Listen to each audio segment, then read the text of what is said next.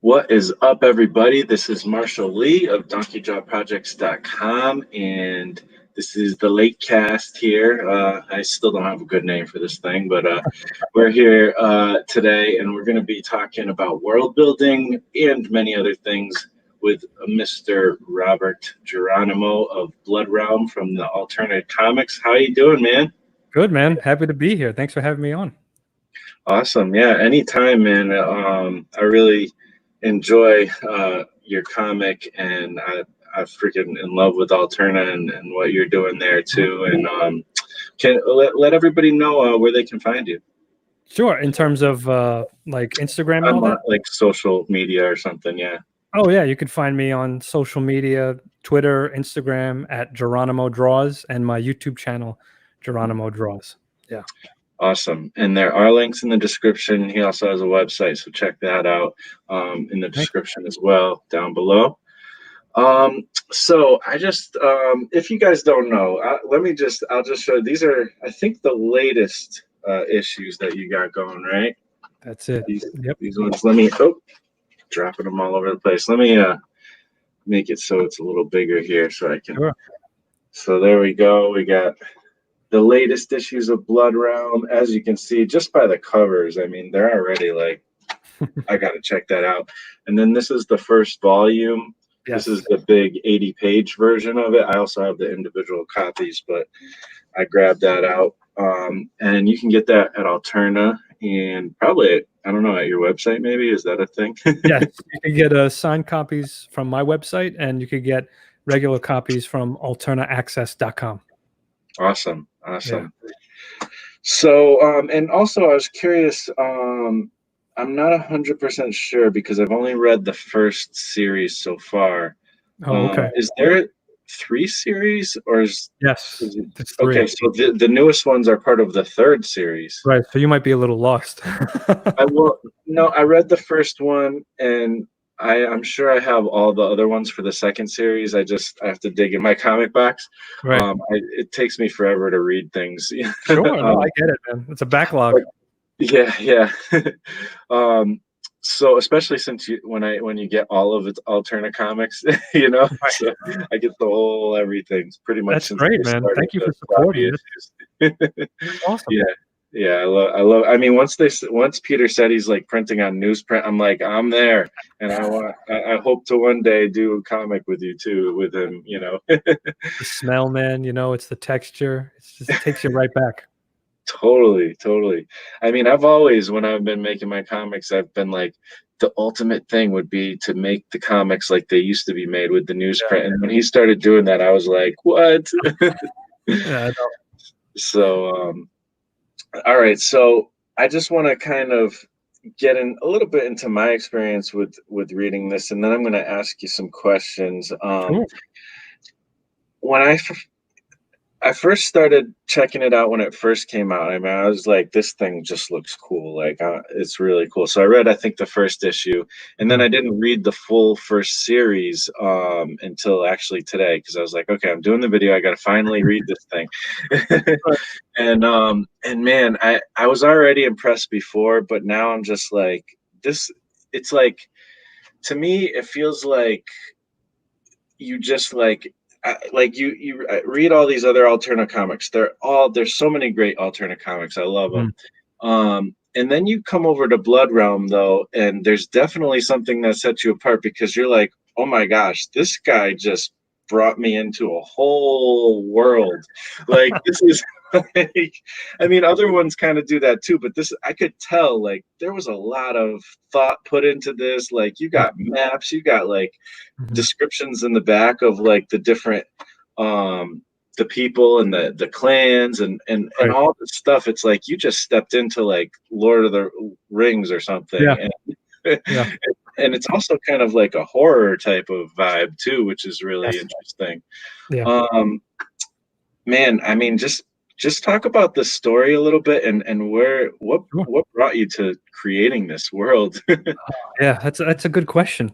So basically, I will say that I'm a huge fan of Tolkien, Lord of the Rings. On every stream, I always say that any fantasy writer or fantasy lover, we call him Uncle Tolkien because he feels like an uncle. You know what I mean? Like he created all this stuff. That sword and sorcery kind of vibe that we love so much, or just the way in which we imagine it with elves and mages and all that stuff. And they're a team and they go on a big journey.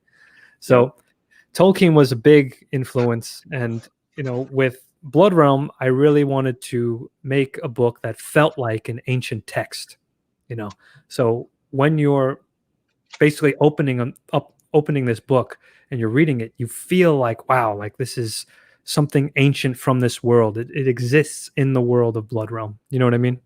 Yeah, absolutely. I mean, that's one thing I was thinking too as I was reading it again. Like this reminds me of like literally ancient like mythology. Like if you go back and like read like some of the earliest ever things ever written, like the epic poetry and stuff. Yes. Like I'm like he created his own mythology here. Like this is pretty cool. Like.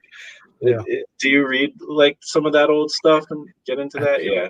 Absolutely. I'm a huge fan. I mean, one of the films that really influenced me when I was young was Ray Harryhausen and Clash of the Titans. The original one from the 80s. I think it was like 85 or something like that.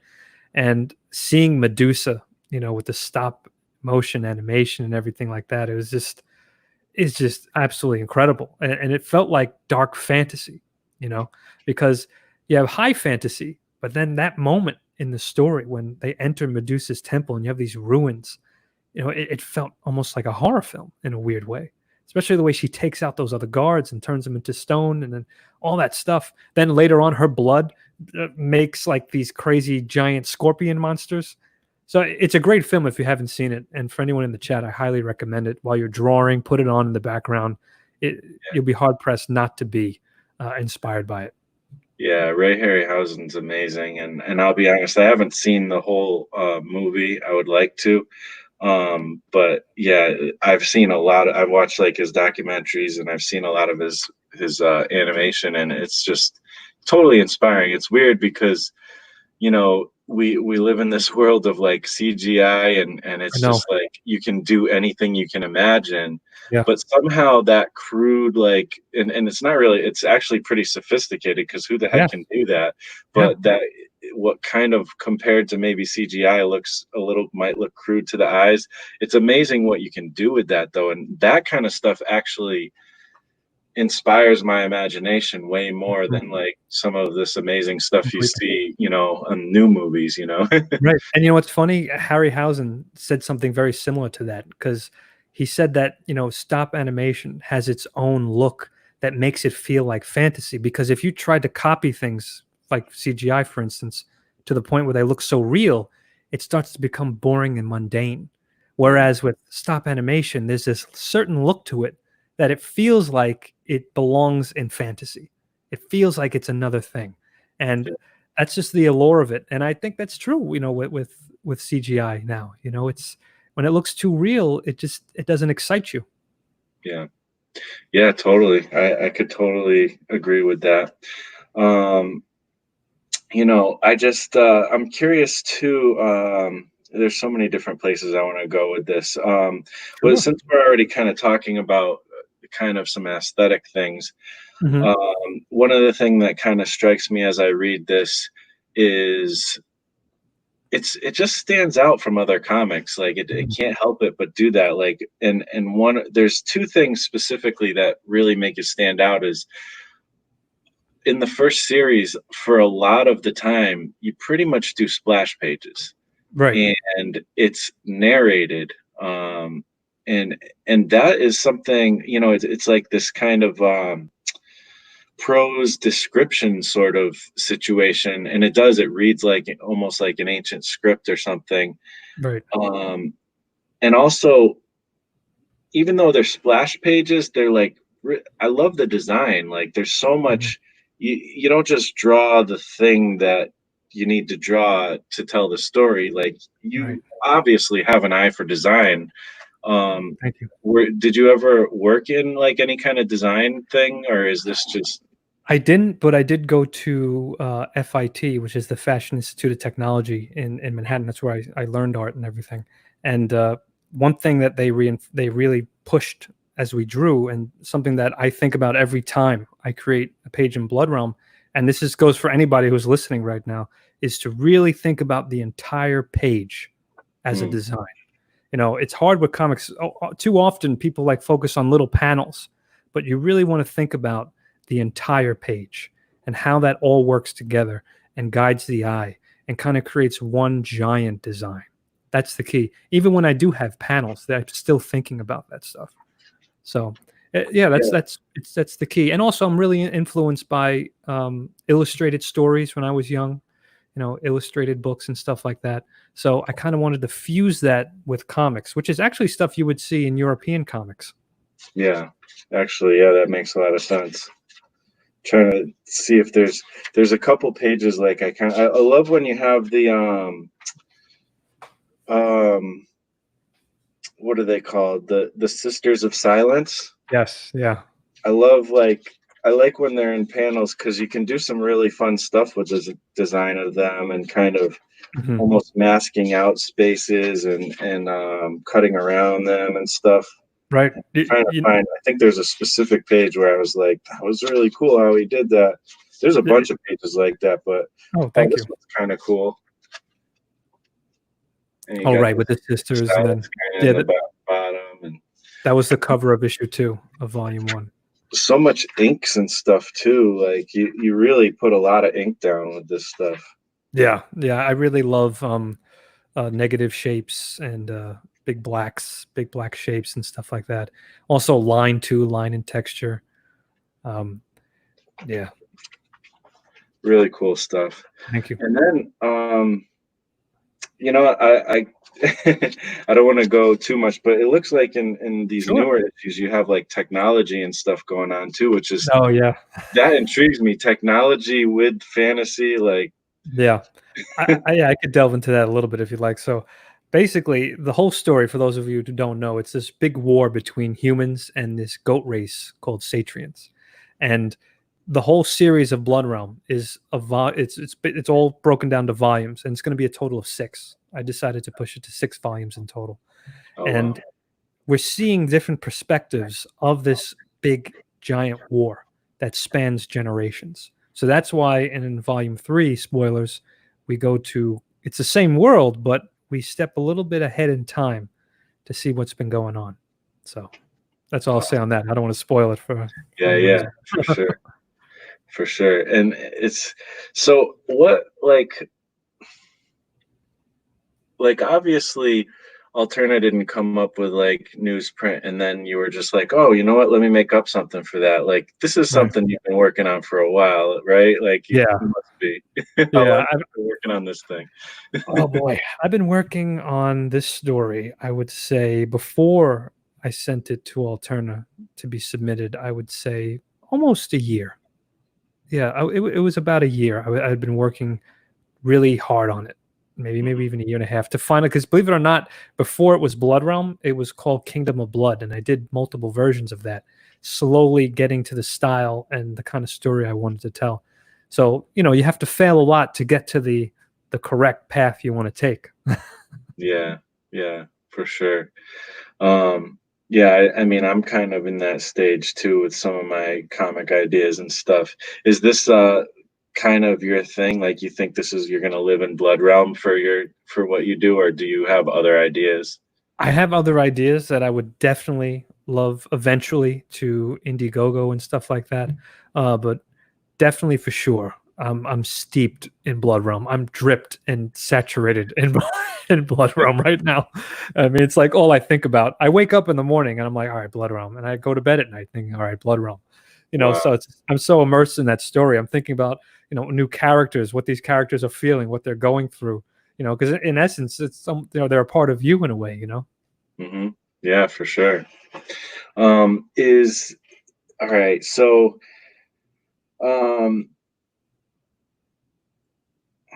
it's so hard to ask questions because I have so many I want to ask. Yeah, sure. But I don't know. Now I'm drawing a blank suddenly. What brought you to kind of the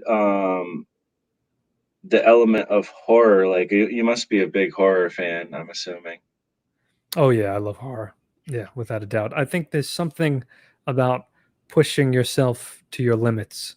That's what I love about the challenge of horror. How much can you take, until you're like creeped out and disturbed? So, it's always a challenge. So I wanted to fuse that, like I said, with fantasy because I love Right. fantasy and I love elements of horror. So to fuse that together, that's why I'm a big Clive Barker fan. I think Mhm. Clive Barker really achieves that well. He's the one who created Hellraiser, and he did the Gospels of Blood, I believe they're called, the Scarlet Gospels.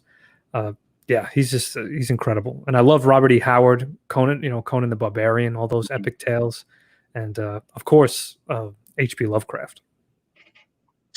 Yeah, yeah. I could definitely see the influence of Lovecraft in this. Yeah. Um, how about how has it gone as far as like kind of the marketing, the doing convention side of things, and all that kind of stuff. How has that gone? I mean, obviously everybody's kind of stalled with conventions now, but maybe Right. before then, Yeah. you've been Well, for a couple years, I think now, right? yeah. So I've been doing New York Comic Con for about almost 6 to 7 years, and other little conventions, signings. This is stuff that you just have to do, and I think that's something that people don't understand. They think once you're published, you think, all right, I could sit back, relax, and the publisher's going to take care of that. But that's not the world we live in anymore. You Hmm. really have to still market yourself because well, I don't know how it's going to be now, but when you walk into a comic shop, pre-coronavirus, pre-pandemic, there's just hundreds of titles on the shelves. It's like you have to make your voice heard on that shelf too and let people know about it. So marketing and promoting is something that you absolutely have to do. It's required. It's part of the job. So it's kind of like a side hustle because you still have to do it. Yeah, yeah. And I noticed one thing when you first when this first came out, I read the comic and then I've shared, how cool the comic was on Twitter and tagged Blood Realm, on it, and something interesting happened that you don't typically see. I Uh, feel like a whole different character was possessing your Twitter account, and well, the Blood Realm account on Twitter, which is blood_realm, Lord Cyphus, he handles that, oh, so that's out of my hands. But Lord Cyphus has his followers and he likes to, greet them and thank every one of those who embark into the lands of Mordrin. awesome, awesome! I love that. So let's dig a little bit into world building. Sure. Oh, you actually have a question real quick. I just noticed. Sorry. It's what is Sure. his favorite aspect of horror? The fear, gore, or otherworldliness? Well, that's interesting. So the body horror always fascinated me because that's kind of like where I test myself with like limits of like, oh my God, like for instance, I used to have dreams, like constant dreams when I was a kid, that I would wake up with holes in my face and in my hands. And I could like put my fingers through these holes. So that's something I kind of brought over in Blood Rum in Volume 3. I think there's a name for that fear, a phobia, but I don't know what it is. But that's a recurring dream I had. So body horror fascinates me, but definitely otherworldliness, the unknown. That's the stuff that really just, what is beyond, what is this thing? Because just like an alien, the movie, it's flashes, glimpses up Hmm. until you see it. It's so scary because you don't know what it is. You just know it's in the dark and Yeah. you don't even really know what it looks like yet. So that stuff really creeps me out. Also, The Exorcist, which in my opinion is the creepiest movie on the planet. Awesome. Yeah, I like Yeah. that. It's interesting because there's a part in the book where um, you do illustrate it, but it's like in horror, sometimes it's what you don't show that's the scariest. Exactly. And there's one part, and it was more the description actually that kind of scared me, or Hmm. like this Creeped you part out. was like there was a there was a distinct wet snapping sound, crack, and the dragon was turned inside out. Like I love that. And it was just like the description just made me like, okay. I mean, the drawing doesn't look that scary, you know, but Right. just the description, I was like, all right, all right. Yeah, yeah, that's the thing with writing comics that I learned too. It's, you don't want to describe things that's already illustrated, because then you're just getting redundant. When you use your words, you want to just pepper it with things that just enhance it. So like, hearing the dragon is turned inside out, or the sound is wet. You know what I mean? Like describing that, or smells. You can't really illustrate scents in comics, so you have to like describe it in a way. Same with novels. So it's all those little things that just enhance the experience. Yeah, that's something interesting. I've talked about it on my show before, but um, I've been wanting to experiment with kind of descriptive writing, because I do remember back when this is something, most people's parents, read them bedtime stories and they're fun, happy, whatever. My dad liked to read Stephen King to me. Um, Awesome. Awesome. so yeah, so the I really got a lot out of his descriptions. Mhm. He just He's the best. paints with words, and Oh to yeah. the point where when I saw Misery, you could tell that they went right from the book in Misery, because when I saw Misery, it looked exactly how I imagined it. Like it Yeah. was like holy crap. So I do love descriptive writing, but you don't always see that in comics. And Right. sometimes you do, sometimes you don't. But sometimes I wonder, like, you're supposed to illustrate what you're trying to bring across a story with pictures, but I do think that it does enhance it to have some like you said. I like how you said it. You're kind of, you're not saying what you're seeing. You're adding like a little bit extra, like peppering it Right. Exactly. with Yeah. spices and stuff. Like, I think that's a really cool approach for Yeah. sure. That's the way it's got to be. It's because you don't want to be, again, you don't want to be uh, kind of basically repetitive. If you're going to keep describing the same thing over, and that's already in the image. So that's the key. Yeah, definitely. Which It's fun, that's been a trope of comics too, for sure. right? Which is kind of fun to play around with if you're, doing that on Oh, purpose. But excuse me. Sorry, I don't know why this that's phone right. keeps going off. Okay, I keep muting it, and I'm just like, what is? It's still going. Yeah, It's no problem. Um, so yeah, as far as world building though, like you have like maps, you have like clans, you have like yeah, armies, like societies, like now you have not only fantasy, but you're bringing sci-fi into it. Like, right. what was your process for like building this world? Like, there's a lot of different ways to approach something that big. Yeah, well, definitely. The key is to start small. People right away, they have this big giant epic story they want to tell first, and they get overwhelmed. Because Mhm. then what happens is it starts to become a chore, because it's like getting bigger and getting bigger. I always think of each volume as its own separate story, and that helps me build each time. But one thing's for sure is that you need to understand the world these characters are going to be playing, that you're playing these characters with. You know what I mean? Like, you need to know what the playground is first before you take these characters and start, all right, this one fights here, this one fights this one. So you need to understand the lay of the land. So Mordrin is my world. The lands of Mordrin is the setting, the backdrop of all this. So if you understand that world, then you could slowly start to imagine what might exist in this world. Because if this is the landscape, okay, now what can dwell here? What can live here? What religion may develop in this region? What may develop in the north if they're by the sea and they have trade and stuff like that, and they, easy access to trade. Usually if cities are by the sea, they flourish more because of trade. So that may affect the ones on the bottom who maybe are in the middle, who don't have quite access to trade. So it's, you start to develop all these little things, and of course you got to bring history into it. I'm a history buff. I teach history. So, you know, history, medieval history, ancient Rome, ancient Greece, Egypt, all that stuff, you kind of just put in this melting pot, and you mix it all together, and you just take the pieces that you want to kind of create your own world. Wow, that's awesome. That's interesting that you teach history. What do you teach in like high school, or where do you teach? What do you I teach subject? college. I teach, it's actually art history. So Oh, it's basically studying history through the pictures that mankind makes, which is pretty neat. interesting. Yeah, that's what I loved about it because I love history. I always loved history when I was a kid, but I loved art as well. And then I was like, oh, there's this cool major where you can learn about art and history. So I thought that was yeah, I thought that was pretty cool. That's awesome. Yeah. That's really cool. And yeah, history is absolutely amazing. I wish that I do dig into it a lot, especially when I'm trying to like work on a story and stuff.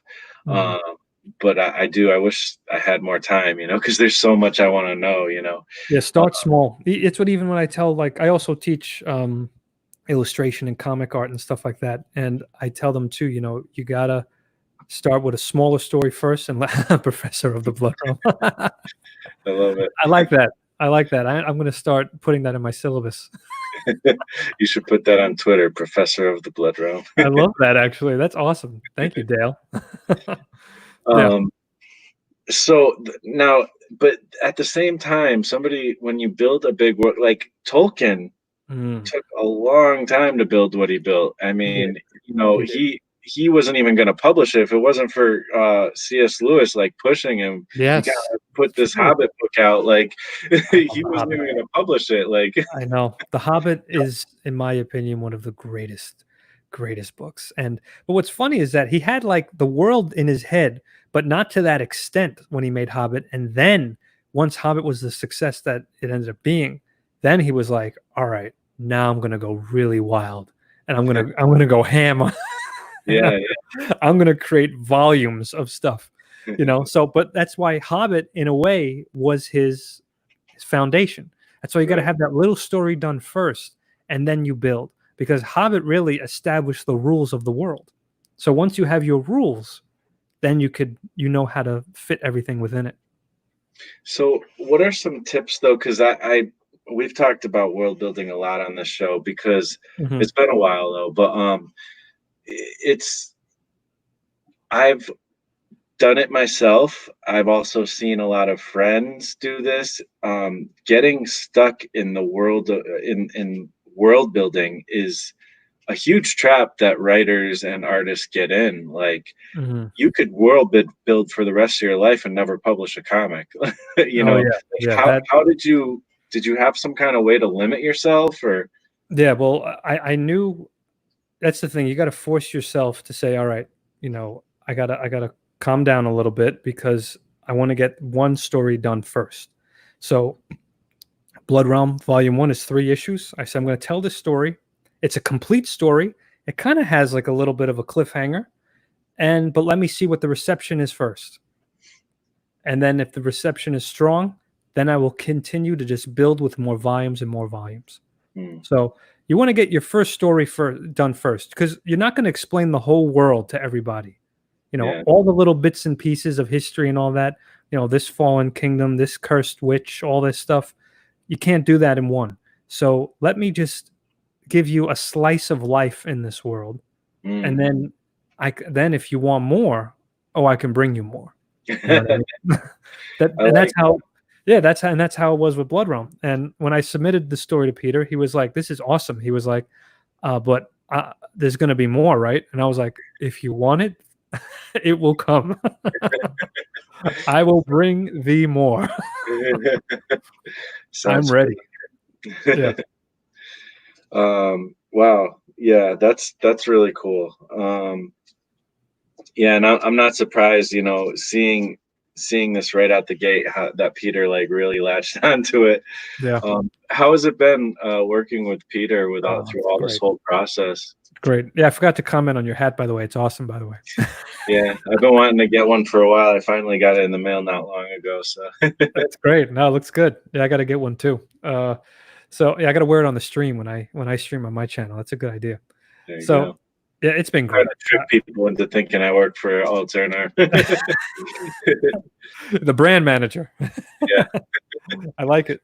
So yeah, it's been great working with Peter. He believes in creators' visions, and he gives great feedback too. Like I'm open to feedback and I love criticism, Mm. especially when I'm working with a publisher, because sometimes I'm so immersed in this world that, I need someone to help me come up for air. You know what I Mm. mean? And look at it again. So he's great sometimes. Was like, this is awesome. He was like, like for instance, the name Blood Realm. It wasn't called Blood Realm when I submitted. It was Kingdom of Blood. And we went back and forth trying to figure out the right name. And then finally we hit Blood Realm, and we were like, that's it. That's the name. So Yeah, yeah. that's awesome. Yeah, he's really good. I showed him when I first met him. I brought like all my comic pages that I had at that time, Right. and he looked through everything. Like I was Yeah. surprised. He had customers, but he would like go back to it and stuff. And I told him, I don't care if it's tough stuff or whatever. Just tell me because I want to get better. Yeah. Uh, and he told me a bunch of stuff, and I started working on that, and I'm still working on some of those suggestions. Trying to get better and better. It's keeping at it, and the hardest thing, especially in today's time, you can't compare yourself to other people. You I just know. have to see, like, all right, am I improving? Am I better than who I was or the way I drew yesterday? That's Yeah, the key, and that's it. Because everyone goes at their own pace. Everyone, it's yeah, their own pace, and you gotta accept your pace, and that's okay. I've been trying to get published for 10 years, and my wow, friend told me way back that it's a 10-year journey, and sure enough, she was right because on the 9.5 year, Alterna picked me up. So wow. just got to keep at it. By the way, also, the guy who created Dick Tracy, Chester Gould, submitted ideas for a new strip comic for I think 10 to 12 years. And finally, the last strip he finally submitted, he was like, "Let me just try this character. I made Dick Tracy." That's the one they went with. Hmm. Got to keep at it. Wow. I just see you got a couple of questions real quick, if you don't mind. Yeah, Uh, you would wanna? I'll post this one up, and yeah, you can. would you recommend then doing a lot of pre-work in world building, or let it emerge in a way, through your shorter story? Yeah, I mean, pre-work is great, without a doubt. Before I did the first volume, I did really think about the the the races and their religions, and because that helps me uh, create the character and make me understand their motives. So when I make them do a thing, I was like, okay, this makes sense because this is what the world is, where they're coming from. This is what their region is like. This is their landscape. This is their belief system. So that stuff really helps, and it helps you, even if the reader doesn't know all that stuff yet. It helps you understand, these characters, because that's the key. You want to understand the characters that you are creating to the point where when they're in pain, you feel the pain. Mm. Like you want to get to a point where, when you have to kill a character, you're like, you're killing a darling. Oh yeah, So like, and I had to do that in one of the volumes, and I was like, I love this character, and this is going to hurt so much, yeah, because, and then, but when you do it, if it's impactful to you, it'll be impactful for the reader. So I hope that yeah. answers that question. That makes a lot of sense. And I'm curious, when did it kind of? I don't know. Well, I guess what I'm curious about is, was there any kind of creating as you went type of thing? Because I've done that before. I've done it different ways with different comic Oh projects, yeah. but I've created. Sometimes I'm like creating characters even on the page and stuff like that, or just like through the words, through the script. I'm like creating like, oh, okay, well, there's this group of people, or this Yes. kind of element within the world or something, Oh and yeah, I just totally. make it up. You're absolutely right, and that's a total natural thing. And what you're going to get a kick out of something because you mentioned the Sisters of Silence, right? Yeah. Their design was totally different. They didn't Mm. look like that at all. In fact, I had character sketches of how they were going to look, and they were almost kind of Amazonian, a little bit like that. And this is obviously before Wonder Woman came out. And then what happened was, I was laying out a page, and I just made shapes. So I figured out where the three sisters were going to be, and I looked at that shape, and I went, I like that shape. Uh, Let me see what happens if I put a little face in that shape. And I put the faces in the shape. And I realized like this accident that just happened here changed the whole design of the Sisters of Silence, to the point now when I drew them, their characters grew and evolved. So as corny as it is with Bob Ross and his happy accidents, he's 100% right. Yeah. Sometimes you're gonna create on the fly, but that's good because that's the organic stuff coming through. And it's so cool because the Sisters of Silence, like usually the way you draw them, it's a very simple thing where it's just almost a contour shape and Right. a face. And that contrasts so well with the more detailed stuff you have in the Right. same page, you know? Precisely. Right. So it So, helps them stand out. It creates that balance. absolutely. Would you agree that some things can't get that fleshed out until you have to deal with it in the context of a comic? Absolutely, 100%. So that's why I was saying you don't want to kill yourself with trying to have everything perfect. You just want to have that foundation. The foundation is important. It's like building a house. You can't build a house without a blueprint. You know, Mm, so you need to have your blueprint first to understand how you're going to build this world or build your house. So, obviously the house is the metaphor for the world. So yeah, there's things that slowly, I'm influenced by different things. Maybe there'll be a song I listen to or a show or a movie I watch, and I was like, that really, like, I love that. That just solved the thing that I needed to kind of figure out in my next volume. So you mm. kind of like take that into it. So yeah, totally. Sometimes when you face it, it comes on later. Yeah. So I'm trying to think. It's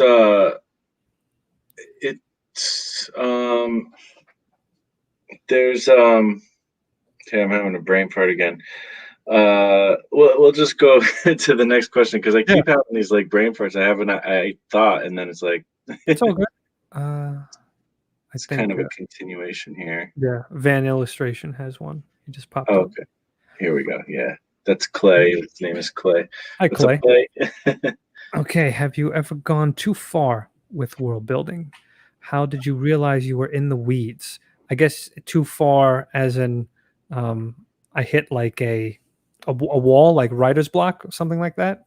I assume. I'm not sure.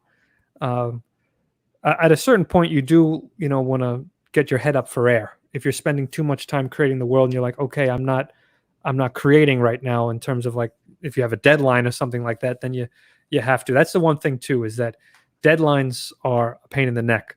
So, obviously Tolkien had a lot of time to to Yeah, make Lord of the Rings. So when with comics, you have deadlines, but now things are different though. This is the good thing that with Alterna breaking away from Diamond, now we don't have those restraints that Diamond would give us, where we would have to encourage everyone to pre-order and stuff like that. That was always a nightmare. But if you meant how did you realize you were in the weeds in terms of like to get inspired, there's many times where I hit a writer's block, and there's days I just didn't want to draw. Like I'm just not inspired. I'm not in the mood. So what do? I usually send out a text or a message to some friends who are creatives, and I say, "Listen, what do you got? Send me something to inspire me, some music." And music is a big one. I listen to a lot of movie soundtracks. That gets me through a lot of the scenes. And sometimes while I work, I put that stuff on. what would you say is the soundtrack for Blood Realm? What kind of music? It's so funny. I would say, dungeon synth, but what's funny is that the readers, they're all metal. A lot of them are metalheads, and they're turning me on to metal because I never really listened to metal before, and they're sending me all these recommendations. I have to say, some of the music would work really well with these scenes. That's awesome. I often with my different stories I think about soundtracks, and I actually sometimes I'll make a little YouTube like playlist or whatever, and I'm like, this is the music for this story, and this is the music for that Yes. story. Like that's Oh just what yeah. I envision. I do the same thing. Absolutely. Clay says, more like getting into things that will never hit the finished page. Yeah.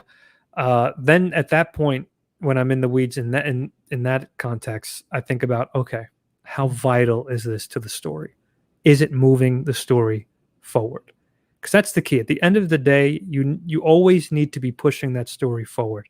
And if I'm in the weeds and I'm focusing on a part of world building where really at this moment in time isn't going to push the story forward, then okay, I'll come back to it. Or I'll come back to it when it has greater relevance. So absolutely, that I've been there. Yeah. Yeah, and that kind of reminds me also of like backstory, which, to be honest, that is a very important thing Yeah. uh, with writing anything, whether it doesn't have to even be a comic. Knowing the backstory of certain things. I mean, you don't have to know everything about No. your character's past, but you need to know sometimes key events because some of that stuff is Sure. exactly what caused them to be in the place they Yes. are. It shapes So them. that they have to have this story, you know. Yes. Oh, without a doubt. Without a doubt. Uh, yeah. There's you have to have that stuff. I mean, you look at Aragorn, just Mhm. from Lord of the Rings, and I love. He's like one of my favorite characters in that. I think. he's the best, and he's literally shaped by it's like the classic sins of the father passed on to the son. I mean, Mm, his was a great grandfather or grandfather was Isildur, and he's the heir. So those things, although it didn't directly happen to him, it bears a heavy burden on him. yeah. So that's why that in that instance you need that because that is vital to Aragorn's character. Being in the shadow of Isildur and Mhm. rising to be, his own king, his own Yeah. type of king. Oh, it's great. And being in that reluctant hero thing, like you Yes. really feel it with him more than you feel it with a lot of other characters I've seen in movies and whatnot. Oh, Like sure. Well, it's the just like actor. he does not want to do this, and he resists it the whole way. And Mm. then it's so awesome when he does take that up because it's like he's doing it from a good place. Like Yes. And it's so that's awesome. and I'm not going to go on a Game of Thrones tangent, but that's what would have been great with Jon Snow. But we got something very different there. I just wanted to backtrack real quick because you mentioned Dungeon Synth. Now, is that like a genre or is that like a band or what is that? It's a genre. Yeah. I'm gonna It's have to look like into that. Yeah, dungeon synth is really cool. It's like it's got like an 80s vibe, probably stuff you would hear if you were like playing let's see, maybe like Diablo or something like that. Cool. Like old school stuff. Yeah. I'm gonna have to look into Yeah, dungeon synth is fun. that. um, so I do remember the thing that I had a brain fart about before. Now, and it kind of goes with what we were talking about with backstory. Um, do you feel like it's a separate process for world building and story writing for you, like the actual story? You know what I mean? Does that Right. make Okay. sense? I mean, everybody works different and there really isn't any right or wrong way to approach that stuff. So I'll just give my way of approaching it because I have colleagues, especially at Alterna, who work very differently. Um, I personally like to have the art finished first, but I do have everything laid out in terms of story. Like I know where the story beats, I know what's going to happen, and then I like to put the words on later, so the words serve the art and not the other way around. Mm, It kind of creates. I think that's what creates that unique feel about Blood Realm is that it makes it feel like this, historic text. So you're really focusing more on the art, and the writing is there to enhance it. You know, so that's why I try to make those pages very impactful. But some people I know like to write full blown scripts. That's just the way they are. They write full blown scripts, and they know it's their true blueprint. To a T, where every little beam is going to go and every little window. So that stuff, that's a way to approach it. I yeah, don't. I like personally maybe because I do everything in my book, it's because I draw and I write and you know the basically I like for accidents to happen like I said before, where as I'm drawing I could say, "Oh, you know what? I'm going to add this now." Whereas if I'm tied to a script, I can't. yeah. And I've worked kind of both ways before myself. I do actually. The last comic I made, I didn't write the script till after. Mhm. I did the art, but I kind of I did have it planned out just with thumbnails and stuff. It's interesting though, like to work that way because you really have Mhm. to have a lot kind of in your head, I guess, to Oh, know yeah. what's happening. And sometimes you might run into a problem where it's like you don't know what to draw next or Oh, something, or yeah. I don't know. So It's No, it's interesting. true. No, like I said, there's days where you're gonna be like, "What the hell do I do?" And that's totally true. But I like that. I like how you say the words serve the art. That's a pretty neat way to think about it. Oh yeah. Oh, Simon7. Hey, buddy. Thanks for coming on, listening. Yeah, for sure. We had also wanted to highlight a buddy of mine. There a lot of buddies of mine in here. But Crimson Owl Comics is Ronnie. He's got a horror show with another couple friends. He's Oh, doing cool. what is the name of the comic? He's doing like a. Do you read manga at all? Oh yeah, I read Junji Ito. I love his stuff. That I think is Yes, sir. exactly what. Yeah. That might be exactly what they're reading right now. I don't know. It's like this. I think the book is called Spiral or something like that. Have you Oh, ever okay. heard of that? Yeah. Is it yeah, that's probably Uzumaki because there's the spiral. Yeah, I Yeah, think that. Uzumaki. Yeah, I read that book many times. Oh Yeah, my God. Oh, I'd love that's to what talk they're about it. reviewing right now on his YouTube channel. So, and he said he wanted to maybe review your comics. So that'd be Oh, pretty that'd be interesting. great. Oh, Junji Ito he was the first person. So I came across Junji Ito. I had a friend, she was from Korea, and she saw the way I was drawing. She was like, you would love Junji Ito.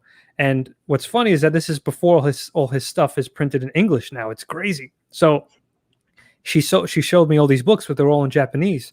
But I was blown away by the art to the point where I had no idea the line could horrify me like that. I didn't think that was capable, like being terrified and disturbed by line. Like how? But he does that. Junji Ito is remarkable. He's an incredible artist. And What's what's the name of like one of his books or his book or whatever? Uzumaki, I know that Crimson Owl Comics he just added it into the chat, but there's a ton. There's Shiver, which is a compilation. He did Frankenstein, his own version of it. I think I saw that. I was actually at Barnes and Nobles the other day, and I noticed Shiver, and I'm like, I think that's the same guy who's doing Yeah, the that's one they're I have reviewing. yeah, I have them over there. Yeah. So there's Fragments of Horror. I have all of them. They're great references whenever I need to like. All right, I need some intestines. Let me see how it's better than looking up cadavers. You know what I mean in real life. So Oh man, I know. One time I had to draw like zombies, and I was just gonna do a cartoony version, and I started looking up reference, and I'm like, I don't know if I want to do this. Like, I'm not really into looking at that kind of stuff. and you know what? Here's crazy little nerd art history stuff here. That's stuff that Leonardo da Vinci and Michelangelo did like on the daily. They Mm, would get all these bodies of prisoners and yeah, they would cut them open and they would like stick their hands, everything. They felt like as a Renaissance artist, that was the only way to truly understand the anatomy is to dissect it. yeah. It's crazy. Like Well, I it's mean, not crazy, but it's. I mean, I remember reading that as well, and it's it's understandable. They don't have the internet. They don't have right. science really at its full Sure. blown measure. They had to just and then you look at their illustrations of the body, and it's interesting because they're getting some things wrong for sure, and they're also getting some things right, and it's just interesting where their mind was of Yeah. with that. Wow. I mean, that's where it was in other people. That's where their mind was. That's where their Yeah, mind was. for sure. Someone Peter. says Peter looks very different without the glasses and headphones. I It's think you funny. mean You too. actually do kind of sound like him. I wonder. That's interesting. I every time I hear you talk, I'm like, he sounds just like Peter. Oh, me? Oh, that's funny. Just a similar cadence, I guess, or something. I don't know. Yeah. Um, awesome. Well, let's see. Let's see. What else do we got here? Yeah, I don't know. Would you like to kind of? I don't know. I'm curious what like this is a pretty common question that you people get, but I'm definitely curious, like, what are some of your like comic book influences? Are you, I mean, not all comic creators necessarily read comics, but are you Right. a big comic fan from back in the days, or like? Oh my God. Yeah. No, yeah, I was big comic nut when I was a kid. Believe it or not, Superman was the one that my mom was a big Superman uh collector. She loved Superman. My dad wasn't really into comics, believe it or not. And she took me to get my first Superman comic. But what's funny is that I didn't really love Superman. I will take any comic I was able to get. I always loved the horror stuff, so I was always intrigued by Batman more. Yeah. But I went through a real like Marvel phase for a while because X-Men were really cool. They were really relatable. They were very different. They had real issues and real problems. And of course, credit to Stan Lee, who established all that stuff in the comics first. But I loved the cartoon and everything like that. That stuff was the best. So, but then later on, when I finally came into like high school, then I saw Hellblazer, who is John Constantine, and I loved that stuff. That stuff was killer. I was nuts about that stuff. So, because you have the occult, you have demons, you have religion and all that stuff. And plus he was such an anti-hero. I mean, he screwed up.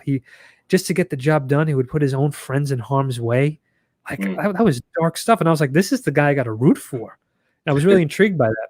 And then that led me down the Vertigo, binge, because there was Swamp Thing. Then I discovered Preacher. Like this stuff it blew my mind. Yeah. Yeah, I've heard some good things about Hellblazer and a bunch of those, Preacher, definitely. Oh, dude, read everybody knows about Sandman and stuff. And yeah, Sandman too. I loved what's the one? Arkham Asylum. Yeah. Yeah, I can't remember the whole title, but it was the one with Grant Morrison. I remember the art there by Dave McKean, I think it was, and it was really dark and it was awesome. It was so cool. Joker looked like something out of a horror film. Yeah, cool. Well, I guess those influences I'm not kind of surprised to be honest when I look at your stuff. It's funny though that you say Superman. That's actually similar to me. My dad had like old let's see, they were probably 60s, 70s, I don't know, maybe, I feel like they were earlier than that, but Superman comics. And same thing, I kind of grew up on those, and I liked them, but I did say, like, I kind of wish there was more Batman mixed in there. yeah, right, exactly. It was like the gateway, that's why Superman has a special place in my heart, because he was my gateway into comics, and that helped me branch out to discover the genres that I love the most. And I love me a good Superman story, don't get me wrong, but I always was like, that's it. Sorry, yeah, Dale just said it. Arkham Asylum, A Serious House on Serious Earth. That's the one. Yeah. Yeah. So, I mean, I really enjoyed Grant Morrison did that one with. It was a really good Superman story with. Is it Superman All-Star or something? That's it. Yes, All-Star Superman. Yeah, I heard that's really good. It's one I really want to read. People keep talking about it. And then I will say, then I also interned at Marvel also. Oh, really? When I was in college, yeah. So during that time, Punisher Max was happening, and that just floored me. I think the villain Barracuda. I don't know if you've read that, man. No, Barracuda is he's an awesome villain, and him and Frank Castle, when they face off, I would say that Punisher Max, Preacher. I'm giving you my top here. Yeah.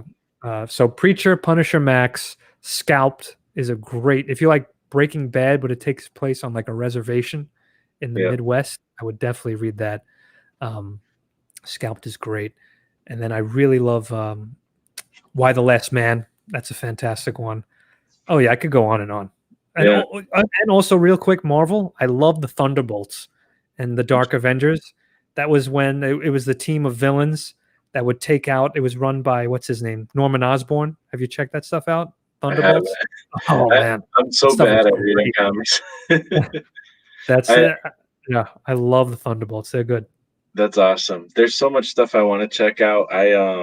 My experience with reading comics started in pre-Image, but all the Image creators. Spawn, of course. Yeah. Oh my God. Yeah. And then I just latched on to everything that any of the Image creators ever did at that point. Oh yeah. True. Spawn was. I should have mentioned him. I feel guilty now because first it was Superman, but then I found out there was this really cool dark superhero, and that was right up my alley. Yeah, Spawn is cool, and McFarlane's art is pretty fun. He's the man on so many levels. He was one of my big role models growing up, and still is today.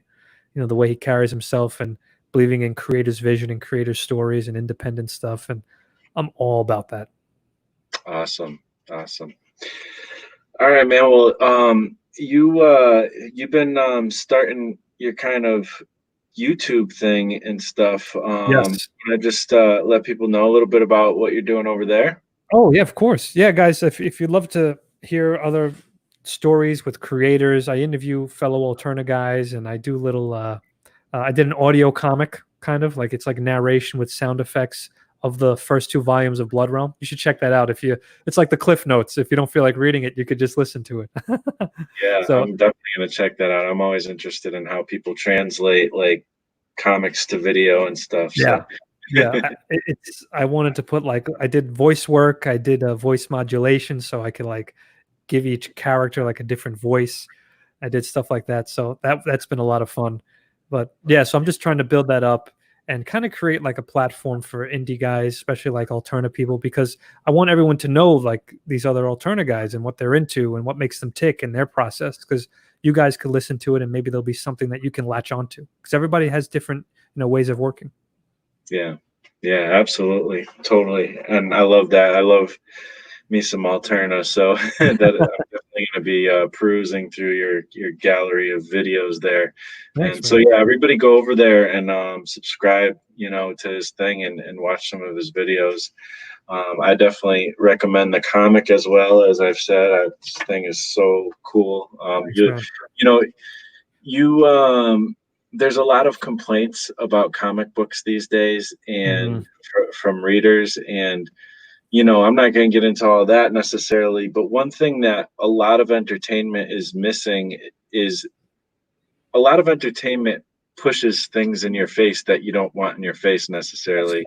And you 100%. lose that element of escapism. You lose that Oh yeah. ability to just get lost in something that's really cool. You don't lose that ability with this thing. Like that, you get into it and you're like, your imagination runs wild. So You're in.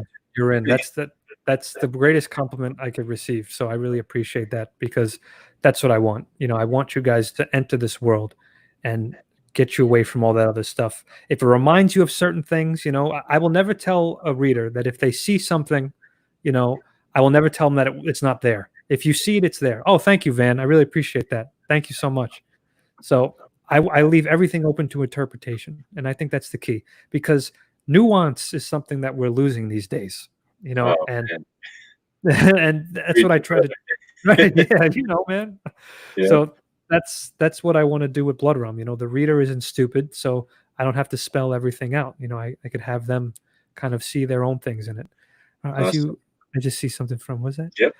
Oh, sure. Rob, as you like medieval stuff, have you looked at Unicorns on the Story and Truth of the Unicorn by Michael Green? Oh, I'm definitely going to check that out. I will definitely look that up. So, Unicorns on the Story and Truth of the Unicorn by Michael Green. I'm going to check it out for sure. Yeah, that's Anything, interesting. he had me at Ancient Manuscript. So, Yeah, yeah. and Unicorn. Don't get me, listen, I like me a good unicorn. Anytime I see that, I'm the same way. Ancient manuscripts. I'm like, yes, let me check that out. That's Yeah. fun. I can't wait because once all volumes are completed, so Peter and I have talked about this and we're going to do it without a doubt. We're going to do an Indiegogo for a complete edition of all. Oh, thank you so much, Badham. Thank you so much, in Crimson. Uh, we're going to make a gigantic volume or like a hardcover with all of the volumes um, in one big book. So I'm super psyched. Really? Bandai, So, yes, this is live. You are live right now. yes, we're live. That's interesting. I'm kind of curious. So, are you going to try to do like a hardcover deluxe edition type Hardcover. thing, Oh yeah. or? Yeah. What's crazy is that I was breaking down how many pages this thing will be, and I realized that it's going to be 450 pages. Wow. Well, by the time I'm done, and I'm midway now because I'm working on volume 4 right now. I'm a little burnt out because I just finished volume 3, but it's the pandemic and I'm powering through because I have all this time right now. I'm going to get this thing finished, but Wow. it's going to be crazy because I can't wait. And again, I have other little stories, smaller stories I'd like to tell. I'm probably will be eventually. What does that say? So far, decades after, it's not know who found it, but there'll be pictures of people that found that place. Oh wow. That'd be funny. Imagine they find this hardcover book and it starts to become a gospel book, and they find the Yes, hardcover collection of Blood Realm. this is the ancient Yeah, mythology of Blood Realm. That'd yeah. be awesome. And Peter and I talked about it. We want to make this hardcover like it's gonna feel like. Or I'll tell you this: one of my favorite works in art history, and if you guys haven't checked it out, it's called the Book of Kells, Kells, and it is an ancient, we call it an illuminated manuscript Yeah, that was created by the monks, and I believe it was like close to Ireland around there, and it is probably the most stunningly, gorgeously illustrated manuscript of the Christian Gospels you will ever see. And you don't need to be religious to appreciate it. It's just absolutely stunning work. And the gold leafing to the point where there's detail in this stuff where you need like a crazy microscope to see it. How they did that, we have no idea. But the feel of that text is something I really greatly want to replicate when I finally launch this Indiegogo. And it'll probably be in like a year and a half from now because I want to tell the whole story first, and then boom, we're going to have this big giant hardcover. It's going to be wow, fun. that Yeah. sounds awesome. Yeah. There's another one of those keywords. And once you say illuminated manuscripts, I'm like, yes, what, where? Oh, dude, look at that. We're on the same page. Those things are so cool. I live for that stuff, man. It's there's just something about that whole era and the mystique of that stuff. It's nuts. Any, also, anything that combines like visuals and design with words, like that Yeah. always intrigues me. You know, Yeah. I guess that's why I like comics. Oh yeah. That's what's funny is that if you go back to history, and I'm going to eventually do a video on like the history of comics, kind of based on my lectures. You know, Nice. we've been doing mankind has been making comics or proto comics for centuries. I mean, you look at Egyptian hieroglyphics and those wall paintings and everything like that. They look like comics with panels. Yeah. Yeah. Totally. And I think that I'm actually thankful that there has been like some YouTube channels and there's been a few books here and there on comic book history. So I think the more the merrier when it comes to any kind of comic book history content. One thing that I really wish there was more to was stuff of the early history of comics, like when it first started up until maybe the like before the Bronze Era or whatever. Like it seems like Mm. that era there's less content out there for there. There's a couple books like the 10 Cent Plague was really good, and I think there was Hey, another. yeah, my man. Yeah, That's a good one. there was Yeah. another one or two that I like, but I'm like, I wish there was more there because I really want to learn more about those creators because it's interesting because they were kind of creating a whole new language, a whole new art, Yeah. and they didn't know how to do a thought bubble or like Oh, whispers or like all dude, these things. I will definitely with that. Oh, by the way, Bad Ham just recommended an excellent book. He talks about proto comics. Yeah, that's like my guidebook. On Scott McCloud's Understanding Comics is really good. Yeah. I highly recommend that. But um, you know what? You just encouraged me. I'm definitely going to make those videos. I'm going to do that for you and for everyone. They're not going to be like 3-hour lectures, but I'll kind of condense it. But Yeah. if you want to know the birth of the speech bubble, everything originated in newspaper comic strips. Yeah. That's where it all started in newspapers. And Richard Outcault was his name. He did a story called The Yellow Kid. And The Yep. Yellow Kid was where the speech bubble first appeared. Because believe it or not, the way he did the dialogue was originally on the kid's shirt. He would write what the kid was saying on the shirt because he was like, where would I put it? Till eventually he ended up realizing, let me make a bubble here. And that's how it happened. It's really Wow. cool. That's awesome. Yeah, you should do like just the video, the birth of the speech bubble. That would be great. Like that's the best way I think that we were talking about YouTube earlier before we started. And like one of the things that's really helpful is like you take say you have that hour lecture, just Oh, cut it in those little tiny pieces and make little short videos. People will gobble that up, man. no, yeah. Let's um see. He's going. Dan's going. Bye, Dan. Take care. I don't know if he's talking to you about Twitch. I don't have a Twitch. Uh, do people do videos on Twitch? I thought it was just gaming on Twitch. yeah, people do videos on Twitch. I haven't gone into that realm of things. I think it's kind of hit or miss, I don't know. Okay. But some people have some success there. Interesting. I have a game channel, believe it or not, called Geronimo Plays. If you guys are into that stuff, sometimes I right. need to like mess around and play some horror games with my cousin, and we just get scared senseless. That's awesome. Yeah, Cool, man. Well, this was a great talk, man. I'm really happy that you decided to come on and stuff, and you put that kind of shout out on Twitter and everything. And I'm totally. definitely looking forward to checking out your channel and reading some more Blood Realm. I um, appreciate it. I appreciate talking to everybody, talking to the readers. I think that's really important right now, especially now. yeah, absolutely, absolutely. And everybody, once again, check out his stuff. And once again, just let everybody know where can people find you, like on Twitter and YouTube. Yes. So you can find me on Twitter, YouTube, and Instagram at Geronimo Draws. I have the name right below me. So yeah, Oh, that's the tag. Oh, not the tag, the handle. That's it. Yeah. So awesome. And I'll be once you do those history videos too, I'll be directing people over there because on great. my Discord, there's actually a lot of people who love like old comics, like this, like if you ever go to comicbookplus.com, have you ever gone there? No, I'll check this out. Check out comicbookplus.com. It's all public domain stuff from way back, Oh, like in the beginning of comics. dude. And you can just read it on there. It's pretty cool. Oh, And great. they love that public domain stuff, and I'm sure they'll love your videos on the history stuff. Oh, hell yeah. I love pulp. Everything pulp. That's my jam. Like The Phantom is one of my favorite 90s movies ever. It just ages like a fine wine. The one with Billy Zane, you know? So Yep.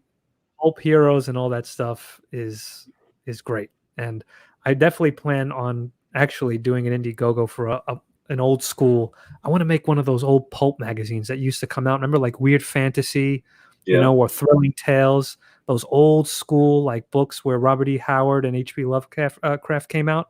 I want Yeah. to do a book like that, because I have a couple of short stories that I did. They're all prose, and I'd love to do that. So maybe one That's day. pretty cool. Yeah, like it's funny that you say that because in the Discord we just did I don't know if I have it right by my side. Sometimes I have it right by my side, but we just did an anthology. Mm, Um and it was superheroes, but the one we're just gonna basically keep doing these like little anthology things. And the next one we're gonna do is a pulp anthology. mm. So Oh, everybody's kind of going into that realm and trying to do it like somewhat in the era. I think I'm gonna do one of like with a jungle girl or whatever because that was a big genre back then. yes, yes. Oh, I love And that stuff, man. Oh my God, I live for that. The yeah, character, uh, the character I would do it for is a character who's like a secret agent. She's like a secret agent during World War II, so she battles everything. She has a little entourage of cool sidekicks and really pulpy, Indiana Jones like. So so I'm definitely. You just inspired me to do this. I'm definitely going to finish this and get this out there because I actually did little stories of her in. It came out on a Wednesday, which oh really? was yeah. It's that's the Alterna series. So I can't Yeah, remember which issues, but there's 3 stories I did. So that's cool. I'll definitely So do all that. I definitely am gonna search that out because I have all those, and it'd be interesting to see something different from you too. So that'd be Yeah, cool. cool, man. Awesome. All right. Well, that again, thank you once again for coming on, and Sure, yeah, you're definitely welcome to come by anytime. So if you absolutely. Yeah, the chat was great. Thank you so much, guys. Oh, Simon on 7. Thank you. I'm glad you liked Agent 87. There'll be more of her. I promise. But chat's been great. Thank you so much, guys. cool.